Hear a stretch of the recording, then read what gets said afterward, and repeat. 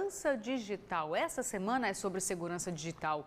Com o uso mais constante da internet para praticamente tudo, crescem os golpes e as nossas informações pessoais ficam mais vulneráveis. Mas há como se proteger.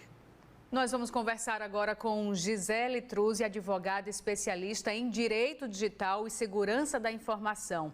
Gisele, obrigada por ter aceitado o nosso convite. Eu já começo te perguntando, quais são os principais cuidados que a gente deve ter, porque todo mundo conhece alguém ou já foi em potencial, pelo menos uma vítima, para tentativas desse tipo de golpe.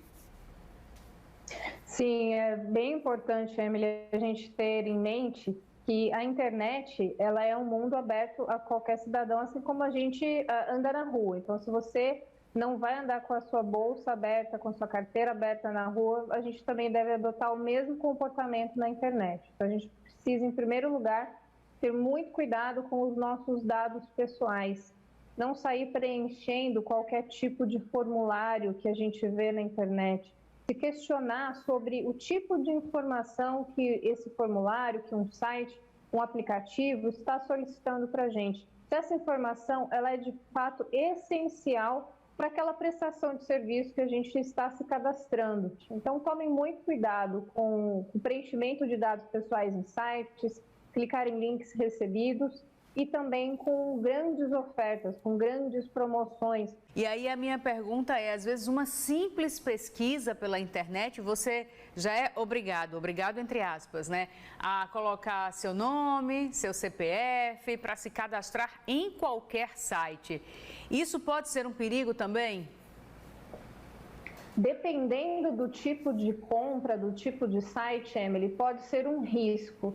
Quando nós fazemos compras pela internet, nós precisamos de fato informar o seu CPF para que a gente possa ter a emissão da nota fiscal. Isso qualquer loja online precisa emitir para a gente como consumidor. Então, é necessário mesmo a inserção do CPF para a geração dessa nota fiscal. Mas nós não somos obrigados a informar o nosso CPF para podermos ter um desconto, por exemplo. E eu sei que há muitos estabelecimentos usando dessa tática, Isso pode ser uma prática abusiva em relação ao consumidor e pode também ser uma prática que viola a nossa LGPD, Lei Geral de Proteção de Dados Pessoais, que determina, em questões que existe uma relação entre um estabelecimento comercial e um consumidor, que essa relação precise atender a determinados princípios, que seria a finalidade dessa relação, a adequação dos dados àquela prestação de serviço e se isso de fato é essencial. Então, se é somente para obter um desconto em uma farmácia, seja online ou presencial, o que for, eu não preciso necessariamente fornecer o meu CPF para ter esse desconto. Eu posso não querer ter o meu cadastro nesse estabelecimento e comprar esse produto sem informar os meus dados pessoais, porque nós sabemos que com o CPF esses estabelecimentos certamente vão começar a criar um perfil desse consumidor, o que a gente chama de perfilamento, ou profiling. CPF atrelado a hábitos de consumo e tratamento de dados, dependendo da situação, pode extrapolar essa relação que o consumidor está travando com esse estabelecimento. Mas se for para uma compra pontual, o estabelecimento tem esse direito também de pedir ali o CPF? Sim, se for para uma compra pontual, o estabelecimento pode pedir, sim, o CPF do consumidor, mas o consumidor também não é obrigado a informar. Veja, é uma escolha, É um direito de ambas as partes. O estabelecimento pode requerer e o consumidor pode negar também. E aí ele pode ter o direito de fazer essa compra sem informar o CPF, mas com a aplicação do desconto.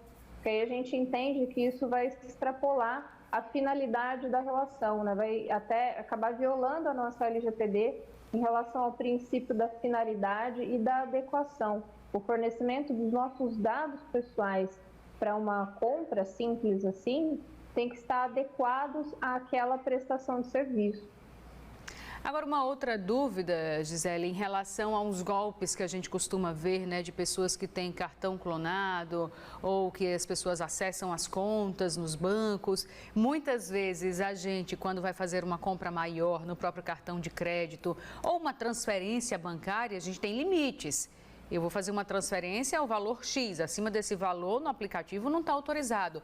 Como que essas pessoas que aplicam esses golpes, como que essas pessoas conseguem simplesmente fazer tudo, empréstimo, pagamento, saque, como se não houvesse limite, se para a gente que está de posse do cartão, que é o dono realmente do cartão, não pode? Como é que é possível isso? A gente acredita que em muitos casos desse tipo, deve haver alguma fraude interna, né? Deve haver algum envolvimento de funcionários, de prestadores de serviço ou colaboradores da instituição para a aplicação desse golpe. Porque se fosse um golpe simples, em que o indivíduo eventualmente manda uma mensagem para o correntista, ele clica nesse link, alguma coisa em que ele vai clonar o WhatsApp, clonar o celular, fazer algum espelhamento de um dispositivo, ele não conseguiria, o golpista não conseguiria, então, ter acesso a limites maiores do que o correntista já tem, né?